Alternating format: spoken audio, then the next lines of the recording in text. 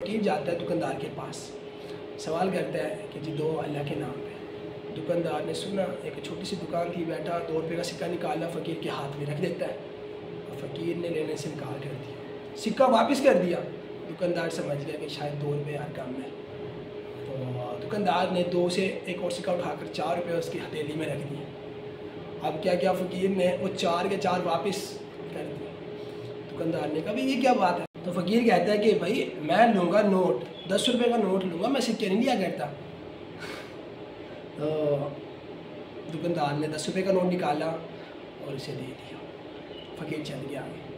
اب ساتھ اس دکان میں 1 سے 2 گاہک بھی کھڑے تھے، تو گاہک نے کہا آپ نے اسے پیسے کیوں دیے بھائی؟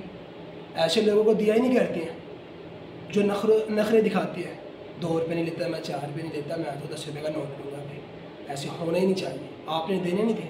دکاندار یہ سب باتیں سن کر ہنسا اور جواب دیا کہ یار بات اس طرح ہے کہ جس طرح اس فقیر نے مجھے ڈیمانڈ کی نا کہ میں 10 روپے کا نوٹ لوں گا، میں بھی اللہ سے اس طرح ڈیمانڈ کر لوں گا کہ یا اللہ ایک دن میرے پاس ایک فقیر آیا تھا، میں نے اسے 2 روپے دیے، اس نے نہیں لیے، میں نے 4 روپے دیے، اس نے نہیں لیے، اس نے مجھ سے مانگی 10 روپے کا نوٹ اور میں نے دے دیے اسے 10 روپے، ہنسی ہنسی اس کی ڈیمانڈ پوری کر دی جو اس نے مجھ سے کی تھی۔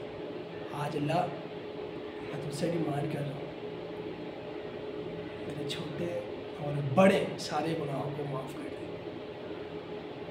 اللہ آج میں تجھ سے ڈیمانڈ کر رہا ہوں میری ساری پریشانیاں دور کر دے۔ میں نے اس فقیر کی ڈیمانڈ پوری کی تھی نا اللہ، تو میری ڈیمانڈ پوری